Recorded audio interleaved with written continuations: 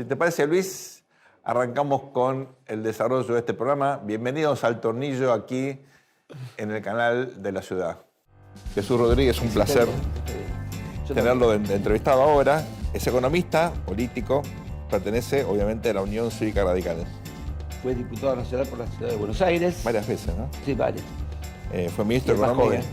Claro, fue ministro de Economía. Cuando se fue seguía siendo más joven. Tal cual. Fue ministro de Economía al final del gobierno de Raúl Alfonsín. Constituyente en 1994. Y ahora es el presidente de la AGN, de la Auditoría General de la Nación.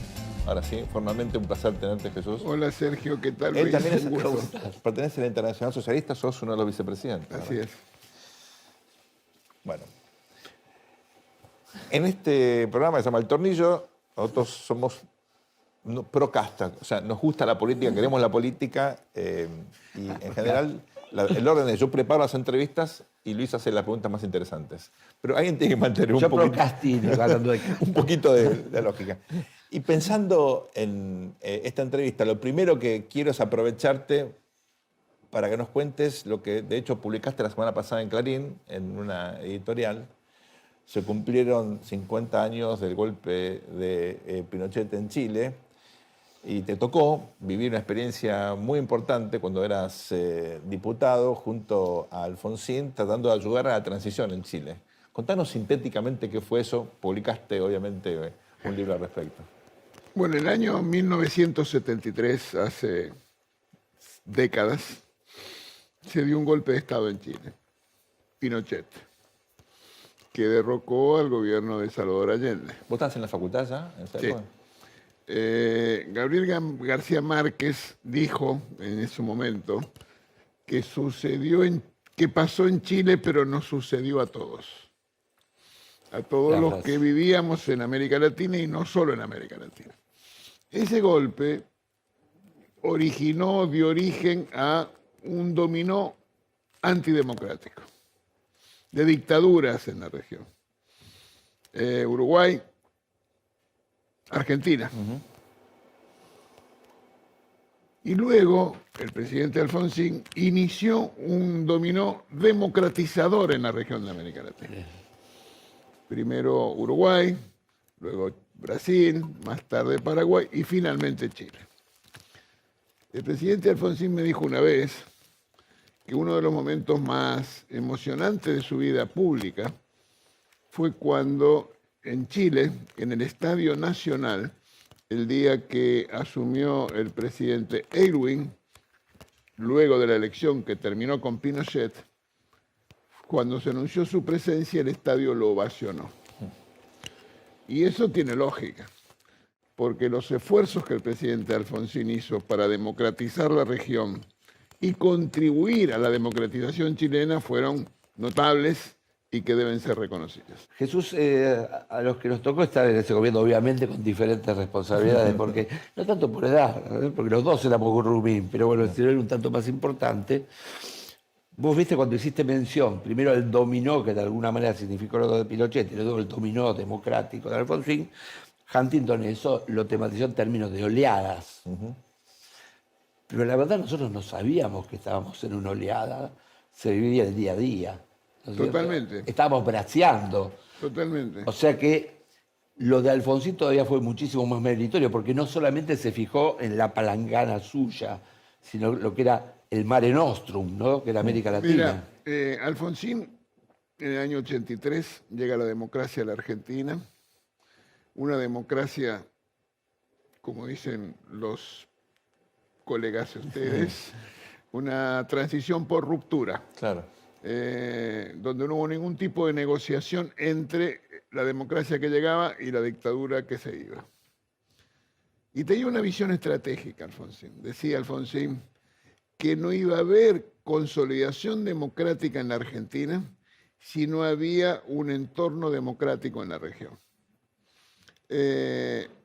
Porque cuando Alfonsín llegó, era un islote democrático en un océano de dictaduras. Claro. Toda la región. Claramente. En consecuencia, él entendía perfectamente la necesidad de democratizar la región. Y el Mercosur estuvo dentro de ese proyecto. Absolutamente. Porque muchos lo toman solamente como una cuestión económica o una asociación económica. En realidad empezó por un tema de democratización. Luis, míralo así. La Argentina vivió durante décadas concibiendo a Brasil como el enemigo que llegaba. Así es. Seguramente hoy no se registra, pero durante muchos años no hubo puentes entre la Mesopotamia y el resto del país, porque la lógica era que iba a venir una invasión brasileña que iba a llegar a la pampa húmeda. No había trenes. Entonces recién en los finales de los 60, primero de los primeros años 70, es que hubo el túnel subfluvial. Claro. O el complejo Zárate-Brazo Largo. Antes no existía tal cosa. Entonces esa era la historia de la Argentina y su competencia con Brasil. Alfonsín contribuyó de manera decisiva precisamente con esa alianza estratégica, conceptual, política, de densidad democrática e institucional con el Brasil, sin duda. Totalmente. Y la paz con Chile, ¿no? Con el... Bueno, eso es decisivo. La Argentina tiene 5.000 kilómetros de frontera con Chile. Y pocos años antes de que Alfonsín llegara al gobierno, estuvimos casi a punto de entrar en guerra con Chile. Hoy parece demencial, pero esto pasó en Argentina. Y había un laudo arbitral que no se respetó. Entonces, si no había paz con Chile, más allá de las razones conceptuales, idealistas de la paz entre los pueblos, la Argentina no podía reformular su estructura de gasto presupuestario. Claro. Entonces había que conseguir eso. Del mismo modo, Alfonsín sabía que ese incipiente guerrilla que se estaba gestando en Chile, que tenía asistencia internacional logística de Cuba, Sí. si no se terminaba, si no se paraba, si no se detenía, iba a tener repercusiones sobre la Argentina.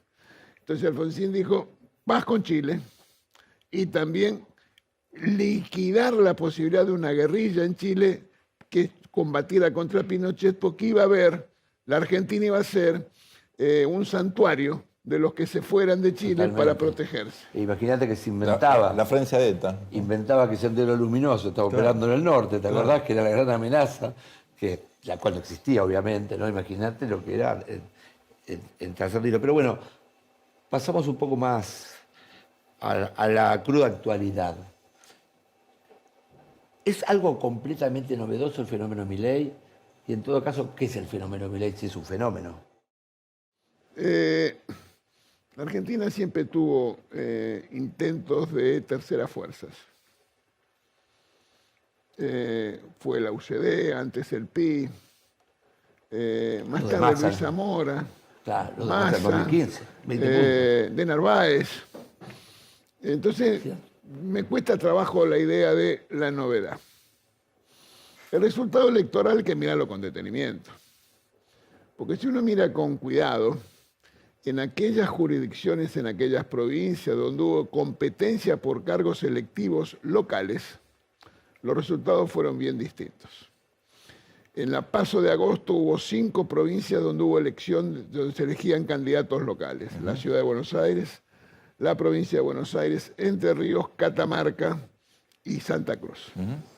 En todos esos distritos, Juntos por el Cambio sacó una muchísima mejor elección que en aquellos otros distritos donde no hubo, y al revés con Milei. Entonces, lo primero que hay que decir es, se trata de una elección de triple empate, donde está casi asegurado que habrá un balotaje y que no está claro quiénes son los que van a entrar al balotaje. Yo estoy seguro que Patricia Bullrich y Juntos por el Cambio van a entrar al balotaje. ¿Por qué? Primero porque hay una estructura política en todo el país motivada y estimulada. Segundo porque hay capacidad de proveer gobernabilidad en la Argentina. Y tercero porque no hay sociedades que salten al vacío sin paracaídas. Y en algún momento se impone la necesidad de la esperanza frente a la bronca o el miedo. Y yo creo que eso es lo que está pasando y lo que va a pasar en la próxima elección del mes de octubre.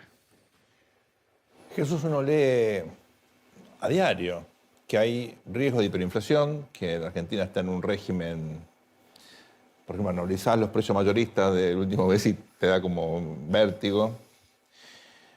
Poca gente sabe lo que es gobernar un país en esas características, que vos estuviste en medio del gran despelote. En el año Enorme 89. sacrificio.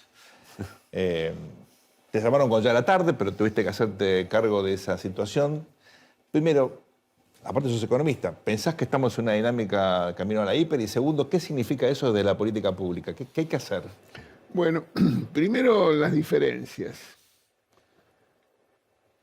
Hay razones que de naturaleza política, no económicas, que explican la espiralización de precios.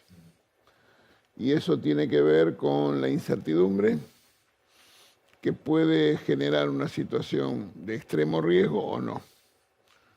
Yo creo que aquí estamos frente a una diferencia sustantiva en esos momentos del pasado, que es que no hay, como sí hubo antes, una oposición política dispuesta a atropellar al gobierno, dispuesta a echar leña al fuego, con voluntad de,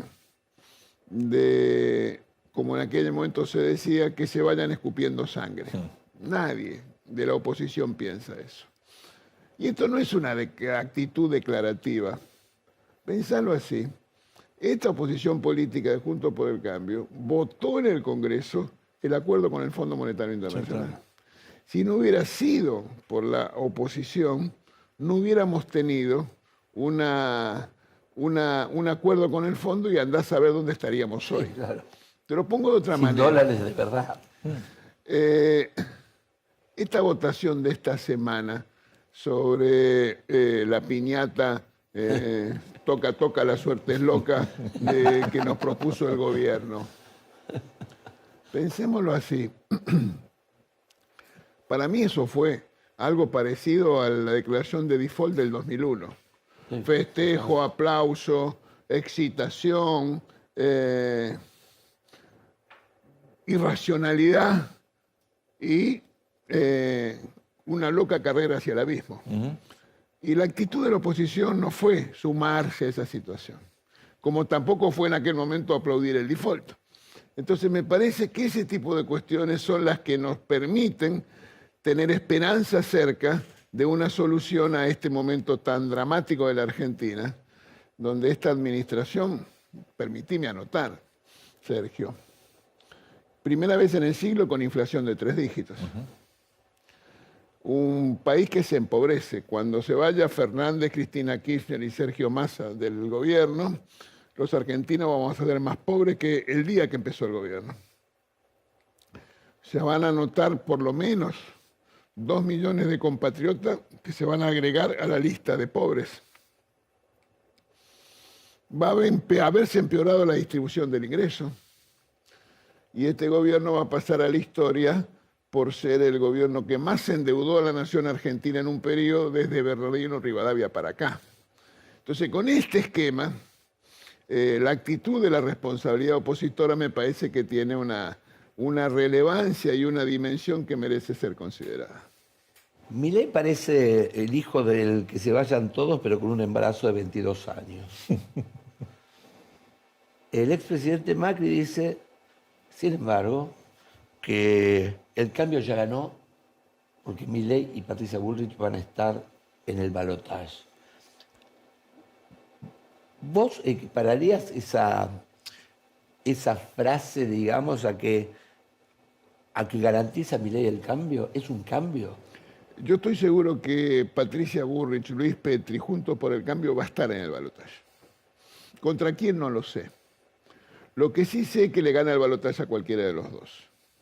Y esa es la razón por la cual tanto Unión por la Patria de Massa y el kirchnerismo como Milei le tiran y le pegan abajo del cinturón a Patricia Bullrich, porque los dos saben que pierden el balotaje con Patricia Bullrich. Entonces, lo que quiero señalar es que no estamos en condiciones como país de jugar a la ruleta rusa, de continuar cavando el foso de la decadencia de la Argentina que nos propone el gobierno, o saltar al vacío sin paracaídas de una supuesta solución que no es tal. Porque la pregunta que yo me hago es, hay en el mundo 8.000 millones de personas hoy, más o menos. en un mundo que un planeta, la Tierra, que tiene 500 millones de kilómetros cuadrados de superficie. Y una especie, el ser humano, que habita este planeta desde hace miles de años. No hubo ni un segundo, ni un centímetro cuadrado, ni un ciudadano que haya vivido gobernado bajo las propuestas que nos sugieren los anarcolibertarios. Entonces, ¿cuántos miles de millones de personas son tan tarados a lo largo de la historia que no descubrieron este maná del cielo? Sí. Bueno. Van inclusive en contra de esas ideas, ¿no?, que son epistemológicas, ¿no? De decir, bueno, esto en realidad es un saber acumulado por años porque el hombre no puede pensar planes de gobierno porque es inasible a la sociedad. Pero va en contra de las ideas, porque en todos esos años, digamos, desde que está el Homo sapiens, no sabemos antes, por decir, algo así como una sociedad sin Estado, una Ojalá fuera economía una sin Banco sociedad de Central. Estado. Escúchame, Luis, acá se dice que estamos frente al Estado, que es una organización criminal. Y se sugiere la idea de que es posible la venta de órganos. Son cosas que la verdad uno nunca hubiera escuchado que pasara. Entonces yo antes que pensar en el contenido, lo que trato de pensar en que estamos hablando de un significante. ¿Qué es lo que hay por detrás de eso? Bueno, una sensación muy justificada, de hastío, bronca, desazón, desilusión, decepción, pongamos el nombre que quiera. Pero frente a eso, ¿cuál es? ¿Cómo se motoriza la situación? Porque uno vota Tierra del Fuego a Milei, ¿no es cierto? Que uno diría, bueno, tiene algunos intereses contrapuestos a las ideas, ¿no?, de que el Estado no ayuda a nadie. Sí, pero vos sabés que yo pienso que con los datos que señalaba de las elecciones en las provincias, con lo sucedido en las elecciones provinciales que tuvieron lugar, Santa Fe, Chaco, yo estoy seguro que habrá, sin duda, una reconsideración y va a haber un balotaje con Patricia Bullrich y ese balotaje lo vamos a ganar. O sea, en esta se votó con el estómago, las próximas se van a votar con la cabeza. No sería tan así, yo diría así. El estómago digo por la acidez. Tiendo a pensar en la reacción visceral antes que una construcción elaborada. Bueno.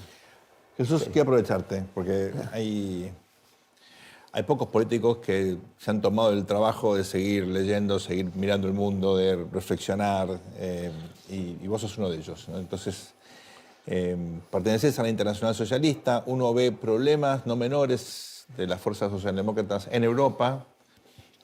En América Latina tampoco fue sencillo, pero bueno, Venezuela, que siempre fue una cuna de la socialdemocracia, hoy está viviendo una situación de dictadura. ¿Cuáles son las ideas para el siglo XXI que tiene la propuesta socialdemócrata y hasta qué punto eso puede alimentar el debate para un país que tiene las demandas que tiene la Argentina hoy con estas circunstancias tan complejas? ¿Cuáles son los dos valores, las dos ideas, los dos núcleos conceptuales que forman parte de este pensamiento amplio del progreso social? La libertad y la igualdad. Y el radicalismo es tributario de esos dos núcleos conceptuales. En un mundo que Antonio Guterres, antes de ser secretario general de las Naciones Unidas, había caracterizado como caótico, con instituciones multilaterales débiles y donde con el argumento de la soberanía se atropellaban los derechos humanos. Más o menos textual, esto decía Antonio Guterres. Y esto fue antes de la pandemia y antes de la guerra. Y ahora peor. Entonces, fíjate cómo estamos. Entonces, en este mundo, ¿qué es lo que uno tiene que tener claro? Bases conceptuales. Tiene que haber un derecho internacional al cual todo esté subordinado. Todos los estados estén subordinados. Entonces, la ley del más fuerte de una invasión y una guerra no está tolerada. Multilateralismo, reglas. Tiene que haber un principio de legitimidad política, la de democracia. Claro, la dictadura no está. Donde se vota con elecciones revisables, comprobables, tiene que ser la única fuente legítima de poder. Hay que asegurar derechos, una visión liberal derechos individuales para todo todos derecho, y para sí, cada claro. uno, particularmente para las minorías. Hay que tener una visión republicana, la división de los poderes, la independencia de los poderes, el control recíproco de los poderes y la rendición de cuentas. Entonces, ¿por qué señalo esto? Porque la democracia está acosada, como vos bien señalás. Larry Diamond habla de la recesión democrática. Así es. Luego lo tomó Latino Barómetro, eso. Y hay una situación muy complicada. Pero el punto es que la globalización y la democracia requieren de actores políticos, estados, partidos y de ciudadanos democráticos, si lo que queremos es vivir en paz. Y me parece que por ahí va la cosa. Y para la Argentina de hoy, con demandas de vencer la inflación, de poner algo parecido a una política pública que vuelva a darle seguridad a los ciudadanos, o una sensación de seguridad más o menos normal para un país como la Argentina, con demandas, digamos, más del siglo, en algún sentido, XX o incluso XIX que del siglo XXI. ¿Cómo se compatibilizan este marco ideológico? Primero, entender que hay que encontrar tiene que pensarse con dos pilares, asentada en dos pilares. Primero, la fortaleza de las instituciones. Hay una asociación positiva entre fortaleza, densidad, espesura institucional y resultados económicos y sociales.